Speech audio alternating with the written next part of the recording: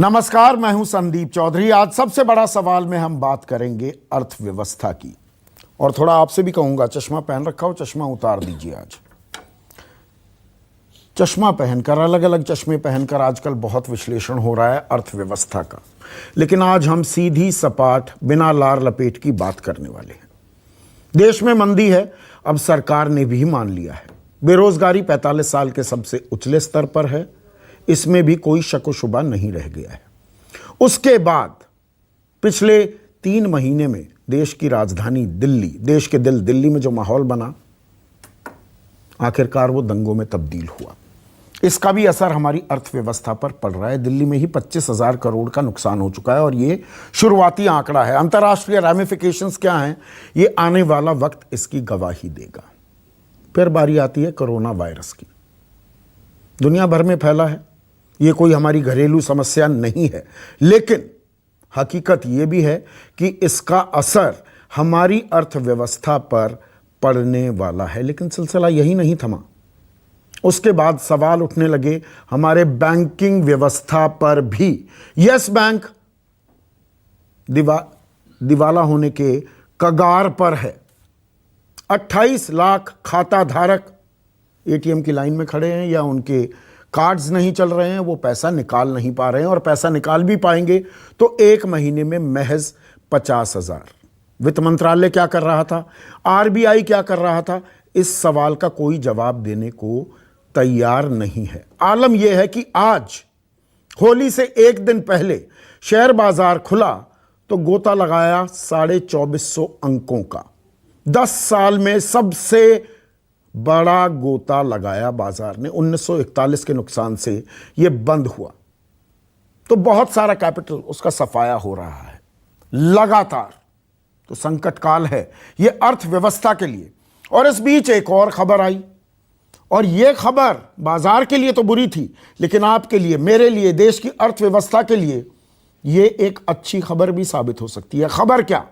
Saudi अरब और रूस में ठन गई कच्चे तेल की कीमतों को लेकर। सऊदी अरब ने कच्चे तेल की कीमतें घटा दी, उत्पादन बढ़ा दिया, जिसके चलते कच्चे तेल की कीमतों में 30% की, जी हां 30% की गिरावट आई है। दरअसल सही मायने में देखा जाए, टैक्सेस, वैट, एक्साइज, इन सबको हटा दो तो 1 लीटर पेट्रोल अब 1 लीटर पानी से भी सस्ता हो गया है। तो आज सवाल मैं ये भी पूछने वाला हूं, जब तेल ने इतना गोता खाया है तो इस अंधियारे में, संकट काल में, क्या कुछ अच्छी खबर हमें भी दे सकती है सरकार? तेल की कीमतें क्या कटेंगी? इस पर हम चर्चा, लेकिन पहले राजनीतिक बयान सुनिए। देश के इतिहास में पहली बार स्टॉक मार्केट 2419 पॉइंट्स गिरी और देश के निवेशकों का 6 लाख करोड़ रुपया से अधिक डूब गया। देश के इतिहास में पहली बार $1 के मुकाबले में रुपया 74 रुपया 4 पैसे हो गया। देश के इतिहास में पहली बार हमने ये देखा कि कच्चा तेल जो है वो $32 प्रति बैरल हो गया, परंतु पेट्रोल की कीमत आज भी 71 रुपया लीटर है और डीजल की कीमत 64 रुपया लीटर है। ऐसे में आज का सबसे बड़ा सवाल, कच्चा तेल पानी से भी सस्ता, फिर भी यहां महंगा क्यों? और कब तक चलेगा कोरोना का रोना? चर्चा में मेरे साथ बीजेपी के राष्ट्रीय प्रवक्ता और देश के फॉरमोस्ट ऑयल एक्सपर्ट हैं नरेंद्र तनेजा। मेरे साथ कांग्रेस के राष्ट्रीय प्रवक्ता मुकेश नायक, सीपीआई के नेशनल सेक्रेटरी और उनके मुख्य प्रवक्ता अतुल कुमार अंजान, जाने माने अर्थशास्त्री प्रोफेसर अरुण कुमार, और एक और जाने माने अर्थशास्त्री विजय सरदाना मेरे साथ स्टूडियो में मौजूद हैं। और तेल से शुरू करते हैं, फिर आगे व्यापक चर्चा करेंगे। नरेंद्र तनेजा, तेल की कीमतों में तो 30% की गिरावट आ गई, तो कम से कम एक तरफ से अच्छी खबर हमें मिलेगी क्या? कुछ राहत मिलेगी? 30% पेट्रोल या डीजल के दाम भी कम होंगे क्या आने वाले दिनों में? संदीप जी, पिछले 5 दिन में देखिए, कांग्रेस के प्रवक्ता जो अभी जिनको आप सुना रहे थे, लगता है उनको पता ही नहीं देश में क्या हो रहा है। पिछले 5 दिन के अंदर रोजाना कीमत नीचे जा रही है। और अगर आप पिछले आप देख लिए 40-50 दिन उठा करके, तो पेट्रोल लगभग 5 रुपए सस्ता हुआ है, डीजल भी लगभग 5 रुपए सस्ता हुआ है प्रति लीटर। नहीं, यहां पर 30% की गिरावट आई है। बात जिसकी आप चर्चा कर रहे हैं, ब्रेंट और WTI 30% टूट गए। मैंने इसीलिए पूछा 30% दाम घटेंगे क्या? 50 पैसे, 55 पैसे, 25 पैसे, 22 पैसे की बात नहीं कर रहा हूं मैं। सुने संदीप जी, मैं उसी पे आ रहा हूं। जो 30% की आप गिरावट की बात कर रहे हैं, ये तो आप बात कर रहे हैं पिछले 24 घंटे की। और ये तो कच्चे तेल की बात हो रही है ना। कच्चे तेल से तो कार नहीं चलती ना। उस कच्चे तेल को जो आपको रिफाइन करना होता है, उसको पेट्रोल बनता है, उसको सब में पैसा लगता है। हाँ। तो पेट्रोल की, और दूसरी बात, वो जो पूरा जो साइकिल होता है कच्चा तेल की, जो आज कीमत है, ये पेट्रोल पंप पर रिफ्लेक्ट जब तक होती है, 27 दिन का साइकिल है। 27 दिन के बाद ये रिफ्लेक्ट होती है। जो आज 27 दिन बाद करेगी रिफ्लेक्ट, चूंकि हम आयात करते हैं ज्यादातर। नहीं, जाहिर है जो कीमत कम हो रही है उसका लाभ उपभोक्ता को मिलेगा। देखिए नरेंद्र तनेजा, क्योंकि आप फोरमोस्ट एक्सपर्ट हैं, आप इस तेल के खेल को सबसे बेहतर समझते हैं, और मैं इसीलिए आपको आज न्योता दिया और आपसे ये सवाल पूछ रहा हूं। देखिए, हमने देखा क्या है जी, $130-40 पर बैरल कीमत हो कच्चे तेल की, तब भी मैं वही 65-70 रुपए देता आया हूं। वो 30-32 पे भी आया, तब भी मैंने उतनी ही कीमत दी। अब फिर वो 32-35 के करीब आ रहा है, मुझे वही 65-70 के बीच में ही देना पड़ेगा तेल की कीमत, या वो 50 से नीचे 45 पर भी आएगी? मेरा सवाल बड़ा सरल है। नहीं, देखिए क्या संदीप जी, आपने बहुत ही गंभीर सवाल किया, मैं उसका गंभीर ही आंसर दूंगा। जो कुल 2 नजरिए इसको लेके चला जाता है, तो डिकंट्रोल कमोडिटी है, ये कांग्रेस ने डिकंट्रोल करा था, आपको भी पता है। उसको डीजल बाद में फैसला तब हुआ था, इंप्लीमेंट हमने आकर के उसको करा, डिकंट्रोल कमोडिटी। और 85% आयातित कमोडिटी है। ऐसा नहीं कि हम देश के अंदर पैदा होता है तो जो जैसे मर्जी आए करे। दूसरा, कोई भी सरकार हो, हमारी हो या इससे पहले जो सरकार, औसत साल का एक औसत निकाल के माना जाता है कि इस साल औसत तेल की कीमत इतनी रहेगी। मान लिया अभी जो है 30% कम हो गई है, लेकिन तेल आपने ये भी देखा है कि ये उसी रफ्तार से वापस वहां भी जा सकता है, बिना मतलब ये 24 घंटे के अंदर भी ऊपर चला जाता है। तेल की जो फितरत इस तरीके की है, और जो क्योंकि हम आयात करते हैं, इतना जरूर है। आप देख रहे हैं 5 दिन के अंदर जैसे कीमत कम हो रही है, कीमत कम होती जा रही है। मेरा अपना जो अनुमान है कि आने वाले समय में पेट्रोल डीजल दोनों की कीमत कम होनी चाहिए, क्योंकि अंतरराष्ट्रीय बाजार में कम हुई है। और अभी आने वाला मेरा कच्चे तेल की जो कीमत है, मुझे लगता है भी और नीचे जाएंगी। बिल्कुल 28 तक जाने का जानकार अनुमान लगा रहे हैं। तो मोटी मोटी बात यह है नरेंद्र तनेजा, आप एक्सपर्ट हैं, कि देखिए सरकार के लिए ये पैसा कमाने का एक जरिया है। जो ये तेल का खेल है ना, वो एक्साइज ड्यूटी हो, वैट हो, तमाम तरह की चीज़ें लगाई जाती हैं, उनको हटाया नहीं जाता। ये पैसा कमाने का जरिया है, तो हमें राहत मिल जाए, सरकार अपना ऑयल पूल डेफिसिट थोड़ा कम करने की कोशिश करेगी, उससे ज़्यादा कुछ नहीं होने वाला है। लेकिन प्रोफेसर अरुण कुमार, ये मैंने 5 चीज़ें गिनवाई। पहले मंदी जमा बेरोजगारी, उसके बाद दंगा, उसके बाद कोरोना वायरस, उसके बाद हमारे बैंकिंग सेक्टर में 5वें सबसे बड़े बैंक का मेल्टडाउन। ये संकट काल में आ गए हम। कहीं कोई उम्मीद की किरण दिखती है तेल के अलावा? जी हाँ, देखिए इस समय तो हालात बहुत खराब हैं। जैसे आपने कहा कि अर्थव्यवस्था में वैसे ही मंदी थी और हमारा फिस्कल डेफिसिट वैसे भी काफी तेज चल रहा था, तो सरकार के पास फिस्कल स्पेस बहुत कम बची है अर्थव्यवस्था को संभालने के लिए। तो इस समय मेरा मानना है कि जो ग्लोबल मेल्टडाउन हो रहा है, उससे रिसेशन की आशंका बहुत तेज हो गई है। वैसे ही अर्थव्यवस्था भारत की स्लो डाउन हो गई थी और रेट ऑफ ग्रोथ काफी गिर गया था। मेरा मानना है कि अगर असंगठित क्षेत्र को जोड़ लें तो हमारी अर्थव्यवस्था ऑलरेडी रिसेशन में थी और ये रिसेशन और गहरा जाएगा। और ये जो पेट्रोल और डीजल के दाम गिरेंगे या गिर रहे हैं, ये मेरा मानना है कमोडिटी प्राइस रिसेशन में गिरते हैं और इसका ये मतलब नहीं है कि डिमांड उससे बढ़ जाएगी। और इसका यही असर होगा कि धीरे धीरे अर्थव्यवस्था में अनएम्प्लॉयमेंट और बढ़ेगा और जो अर्थव्यवस्था में परेशानी है आम आदमी को वो बढ़ेगी। और कोरोना वायरस के चलते हुए तो वैसे भी सारी डिमांड सब जगह सेंटिमेंट बिगड़ गई है, कैपेसिटी यूटिलाइजेशन और गिरेगा। आरबीआई कह रहा था कि कैपेसिटी यूटिलाइजेशन 70% पे आ गया है, तो और ज्यादा गिरेगा, तो उससे इन्वेस्टमेंट पे असर पड़ेगा और इन्वेस्टमेंट के असर के बाद उसका ग्रोथ पे और जो असर पड़ जाएगा। पर प्रधानमंत्री तो प्रोफेसर अरुण कुमार, प्रधानमंत्री Narendra Modi global business summit को संबोधित करते हैं और इसके स्पॉन्सर यस बैंक होता है। ये भी अपने आप में एक दिलचस्प बात है। यस बैंक जिस इवेंट को स्पॉन्सर कर रहा था और यस बैंक पे मॉरेटोरियम लग गया है, पैसे हम निकाल नहीं पा रहे हैं, वहाँ पर प्रधानमंत्री कहते हैं हमारे फंडामेंटल्स बहुत स्ट्रांग हैं, कोई चिंता करने की बात नहीं है, हमने सारे कदम उठा लिए हैं, इन तमाम समस्याओं का निदान खोजने के लिए कदम उठा लिए हैं। वो बड़े कॉन्फिडेंट साउंड किए, बाकी उनके मंत्री भी।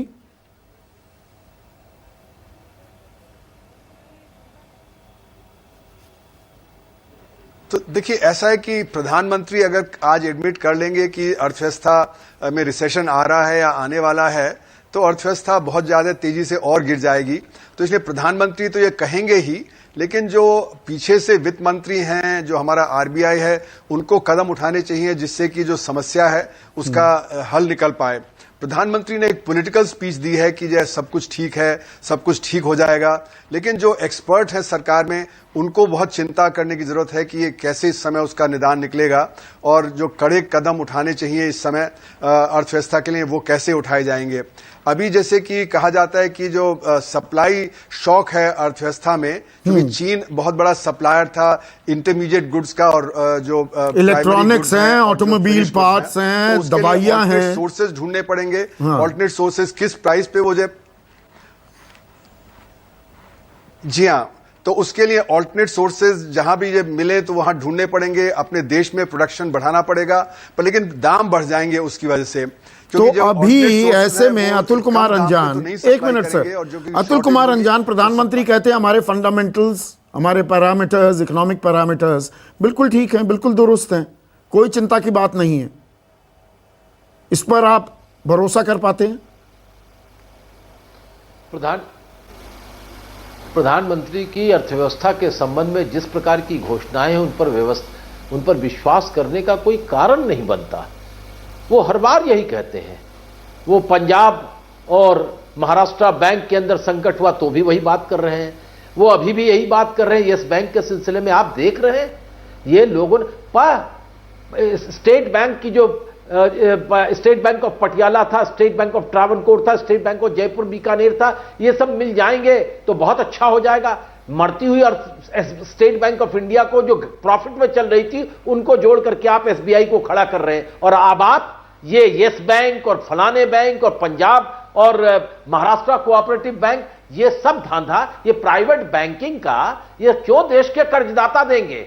ये जो तमाम जो ये प्राइवेट बैंकों का कोई नुकसान सरकार को नहीं उठाना चाहिए। क्यों लोग प्राइवेट बैंक और सरकार उठाने का मतलब, एक मिनट अतुल कुमार अंजान, थोड़ा मैं दर्शकों को समझा दूं, बीच में रोक रहा हूं। ये सरकार नहीं उठा रही। यस बैंक अगर दिवालिया होता है, एसबीआई उसमें पैसा लगाएगी तो वो आपका और मेरा पैसा लगा रही है। मेरा पैसा पहले ही वहां फंस गया, मेरा तो सैलरी अकाउंट था वहां पर, अब मेरे पैसे से ही उसको दोबारा से खड़ा किया जाएगा। ये कमाल की इकोनॉमिक्स हो रही है। जी नहीं, मुझे नहीं देखिए ना, कपूर साहब ने अपनी परिवार के लिए हजारों करोड़ रुपया लूट लिया यस बैंक से। ऐसे तमाम दूसरे बैंक हैं जो लूट के ले गए। अब सरकार कह रही है कि उसका खर्चा हम उठाएंगे। ये किसने दिया? हम मतलब देशवासी। एनएपी के लिए जो फ्रॉड, जो एक संस्थाएं, हाँ, ये संस्थाएं बनाई जा रही हैं, ये रेगुलेटरी अथॉरिटी फ्रॉड हैं। ये रेगुलेटरी अथॉरिटी जो है, तमाम बड़े बड़े रेगुलेटरी अथॉरिटी मिलती है देश के बड़े बड़े कॉर्पोरेट घरानों से, जिनको 45,000 करोड़ रुपया लेना है, 24,000 करोड़ रुपया देना है। एक कॉर्पोरेट घराना 5,000 करोड़ रुपया देकर के पूरी उसकी परिसंपत्तियां खरीद रहा है और कह रहा है आपके घाटे को हमने बचा दिया। ये साधारण कर्जदाताओं के पैसों से और जो दूसरे बैंकों में, सरकारी बैंकों में जो पैसा जमा किया है, उसके साथ मोदी जी खिलवाड़ कर रहे हैं, कॉर्पोरेट घरानों को बचा रहे हैं, चोरों और ये हमारी व्यवस्था में, मुकेश नायक स्क्रीन पर, मुकेश नायक, हमारी व्यवस्था में ये फ्रॉड है ना, ये फ्रॉड को इंस्टीट्यूशनलाइज कर दिया गया है। यस बैंक पर आप तमाम चीज़ें 2014 से 2019 तक की तो गिनवा देते हैं, 2020 तक की, लेकिन वही यस बैंक के सर्वा 2 करोड़ की एक पेंटिंग खरीद लेते हैं प्रियंका वाड्रा से। ये बात भी सामने आती है। तो मतलब ये फ्रॉड करने वाले जो हैं, इनकी पहुंच ऊपर तक होती है, देश के कर्ता धर्ताओं से सीधा संपर्क होता है। देखिए, जब रिजर्व बैंक ने पहली बार रिजर्व बैंक को यस बैंक ने अपना एनपीए के बारे में सूचना दी तो वो सूचना गलत दी। 3,700 करोड़ के आसपास की सूचना दी। जब रिव्यू किया रिजर्व बैंक ने तो ये एनपीए लगभग 7,000 करोड़ से ज्यादा चला गया था। भैया, इसमें 29 लाख हमारे उपभोक्ताओं का पैसा लेके 7-8 लोगों ने वो पैसा बांट लिया और पूरा देश देख रहा और सरकार कह रही है हम इसको संभाल लेंगे। मुझे एक चीज बताइए, महाराष्ट्र कोऑपरेटिव बैंक में इसी तरह का घोटाला और घपला हुआ था, सब नाम भी सामने आए थे, आज तक क्या हुआ, कोई परिणाम सामने नहीं आए। हमारे देश में सामाजिक वातावरण खराब है। नोटबंदी के बाद पैरेलल इकोनॉमी बिल्कुल बैठ गई, जो रिसेशन के समय नगद लेन देन में काम आती है। जब पहले टेन्योर में बीजेपी की सरकार के क्रूड ऑयल की कीमत न्यूनतम स्तर पर थी, तब भी उपभोक्ता को कोई फायदा नहीं मिला। आज एक एक दिन में 8-8 लाख करोड़ रुपए उपभोक्ताओं का डूब रहा है। जिस तरह से सेंसेक्स डाउन हुआ, ये कह रहे हैं ये किस मोर्चे पर सफल है? 8 कोर इंडस्ट्री अपने रसातल में जा रही है। मैंने सवाल ये पूछा मुकेश नायक, मैंने सवाल ये पूछा, जो फ्रॉड करता है, ये फ्रॉड करने वाले जो बड़े बड़े खिलाड़ी हैं, इनके कर्ता धर्ताओं से संबंध, सीधे संबंध क्यों पाए जाते? आप अगर बीजेपी पर, मोदी सरकार पर सवाल उठाते हैं तो प्रियंका गांधी वाड्रा भी पाई जाती हैं 2 करोड़ की पेंटिंग राणा कपूर को बेचते हुए। देखिए, उसकी मुझे जानकारी नहीं है, लेकिन 2 करोड़ की पेंटिंग जिसने खरीदी है वो खरीदने वाला जिम्मेदार है। एक चीज। दूसरी चीज, 2 करोड़ की पेंटिंग को लेकर आप 59,000 करोड़ के घपले पर आवरण डालने की कोशिश नहीं कर सकते। ये डिबेट ही गलत है, आंख में धूल झोंकने की कोशिश है। नहीं, मैं सवाल सबसे पूछता हूं, इसीलिए अनिल अंबानी को दे देते हैं। एक मिनट, नरेंद्र तनेजा, मुझे ये बताइए, आप प्रियंका गांधी वाड्रा पेंटिंग खरीदती हैं, रिटर्न्स में भी दिखा देती हैं 2010 में, लेकिन सीधे संपर्क क्यों हैं? ये तो मैंने सवाल पूछ लिया, पर इस बात का जवाब वित्त मंत्री और आरबीआई वाले क्यों नहीं देने को तैयार कि 2014 में बैड डेट्स जो थे यस बैंक के, वो 55,000 करोड़ थे और 2020 में वो 2,41,000 करोड़ हो जाते हैं। नोटबंदी के बाद 2016 के बाद 98,000 करोड़ से बैड डेट्स बढ़कर 2,03,000 करोड़ हो जाते हैं। सरकार आंखें मूंदे बैठी थी क्या? इस बात का जवाब नहीं देती हैं। निर्मला सीतारमण इतना कहती हैं आपके पैसे सुरक्षित हैं। अरे भैया, ऐसी सुरक्षा नहीं चाहिए मुझे मेरे पैसे। संदीप जी, मैं आपको इस बात का जवाब देता हूं। पहले मैं जरा छोटा सा इसका जवाब दूं। मुकेश जी ने, जो कांग्रेस के प्रवक्ता, ये कहा कि पैरेलल इकोनॉमी खत्म हो गई। इनको बड़ा अफसोस हो रहा है, पैरेलल इकोनॉमी खत्म, ब्लैक इकोनॉमी देश में खत्म हो गई। ये पहले बात तो उसको मान रहे हैं, एडमिट कर रहे हैं। बहुत बहुत धन्यवाद कि आपने माना। आप ब्लैक मनी आई कहां नोटबंदी के बाद? वो सरकार लेकिन आप अफसोस प्रकट कर रहे हैं अब। अच्छा, नहीं, और दूसरा, ये अभी अफसोस प्रकट कर रहे हैं क्यों खत्म हो गई? क्योंकि ब्लैक मनी से तो कांग्रेस चलती थी, है ना। सारे खरबपति इनके मंत्री ऐसे थोड़ा ना हो गए। तो ये यस बैंक में जो घपला हुआ, प्रश्न पे आता हूं मैं संदीप जी। अब मैं आपको प्रश्न पे आ रहा हूं। देखिए, प्रश्न ये उठता है कि जो प्राइवेट ऑर्गेनाइजेशन, आपने जब एक प्राइवेट बैंक बोला, उनका अपना बोर्ड ऑफ डायरेक्टर्स होता है। क्या बोर्ड ऑफ डायरेक्टर सरकार अपॉइंट करती है? आरबीआई मॉनिटर करता है? जाकर के प्राइवेट बैंक में पैसा जमा करो। आरबीआई मॉनिटर करता है, रेगुलेटर होता है। लेकिन नहीं, आप ठीक है, आपने अच्छी बात करी। अब मुझे बताइए, एक प्राइवेट चैनल कल को क्या करता है? कल वो बंद हो जाए, सरकार उसमें हस्तक्षेप करे तो वो शिकायत करना शुरू कर देगा। आरबीआई मॉनिटर करता है लगातार, शिकायत करना शुरू कर देगा। हर 3 महीने में आपको अपनी बुक्स दिखानी होती है। में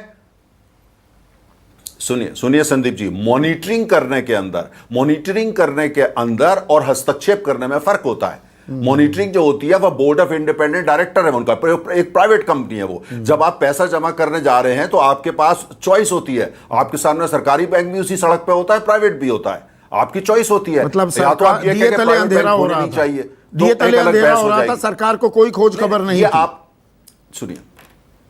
सुनिए। और दूसरी बात संदीप जी, रेगुलेटर आरबीआई है, रेगुलेटर है वो सरकार का विभाग नहीं है। आरबीआई जो रेगुलेटर है बैंकों का, वो सरकार का डिपार्टमेंट नहीं है, वो वित्त मंत्रालय का हिस्सा नहीं है। एक अलग ऑटोनोमस ऑर्गेनाइजेशन संसद ने जिसको बनाया है, वो सरकार के अधीन काम नहीं करती।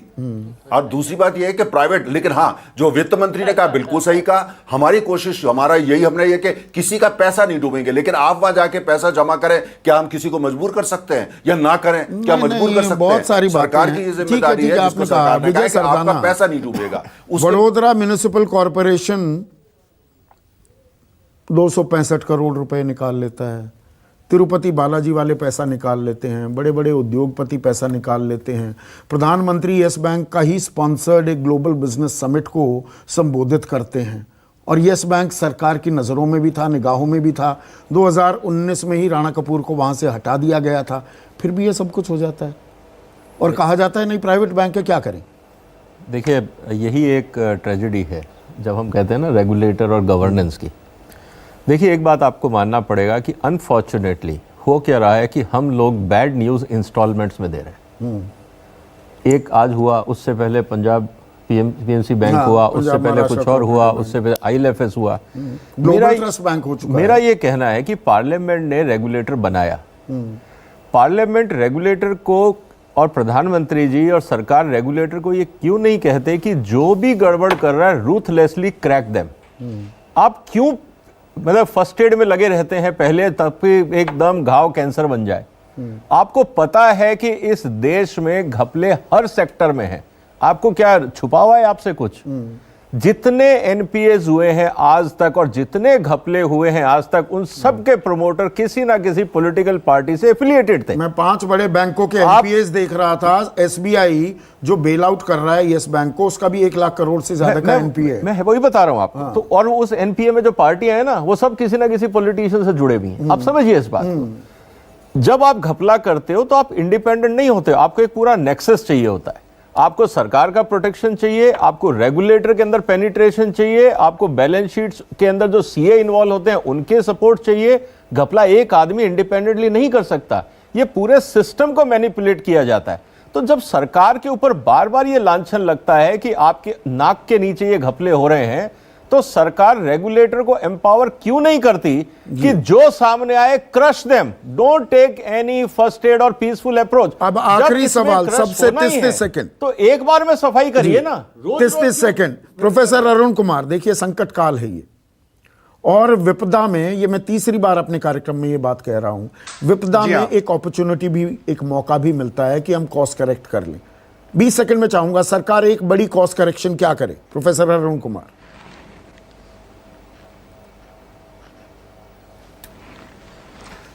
देखिए, सबसे बड़ी समस्या इस समय है कि डिमांड कम हो गई है और डिमांड और कम होती जा रही है, जिसकी वजह से प्रोडक्शन कम हो रहा है और इकोनॉमी डाउन जा रही है।